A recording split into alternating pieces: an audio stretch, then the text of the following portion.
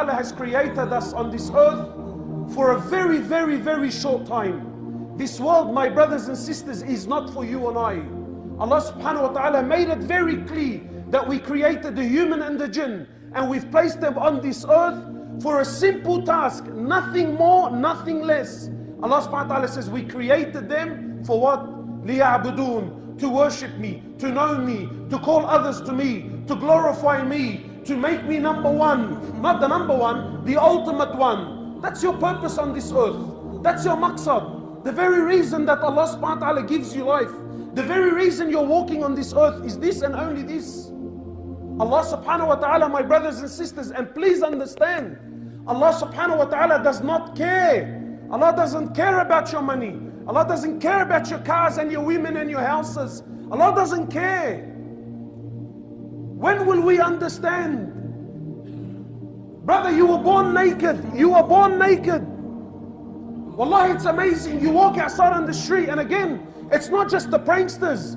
Sometimes you see brothers that are even supposed to be religious. Brothers with beards and whatever you want. Egos, brother, egos the size of mountains. Egos and arrogance. Habibi, anta ashu shaif halak, brother. What is it that you're so proud of?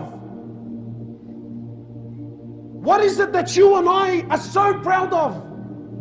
That the Prophet of Allah, Muhammad sallallahu alayhi wasallam, the greatest. Imagine the greatest. Brother, never mind what you and I think. Allah subhanahu wa ta'ala says in Quran, when he's speaking to Rasulullah sallallahu alayhi wasallam, what did he say? Did he say to him that, you know what, you're one of the boys? That you're the best in the area? That you're the greatest prophet? He said, you're the greatest creation I ever created. He says to the Prophet of Allah, you're the greatest creation I ever created. You, Ya Muhammad, you're the best. I didn't create anything better and greater than you. Yet what was his attitude like? The Sahaba, they described him. They said he was more shy. He was more modest than a virgin behind her veil. He was more shy. He had haya. In fact, shyness is a bad translation for haya, because shyness is sometimes a weakness. Haya, he was modest. He was modest. Today you and I tend to think that that's weakness. The brother doesn't talk. If you're led, you know, in my upbringing, the one that doesn't talk, miskeen, hada mastul ma bihki, bro. The guy doesn't talk. That's how we're programmed. That the one that's strong, the one that has the ability, is the one that talks, brother. The one that stands up and says it like it is. Today even our women do this. Brother gives an opinion that the women kaffat al Abu Janab. Why? Because today this is how we translate strength. But the guy's humble, he keeps to himself, he doesn't say much.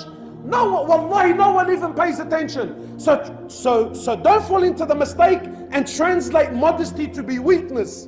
For yes, the Prophet of Allah was more shyer than a virgin behind a veil. But this same Prophet sallallahu alayhi wasallam, the Sahaba, those that were on the battlefield, they described him. They said, wallahi, when he was on the battlefield and the fighting would get so intense, the fighting was so intense that we couldn't fight anymore. What did they say? They used to say, we used to run behind the back of Rasulullah sallallahu alayhi wasallam, just to take a moment, just to take a breather, just to have a break, while he sallallahu alayhi wasallam, he continued fighting.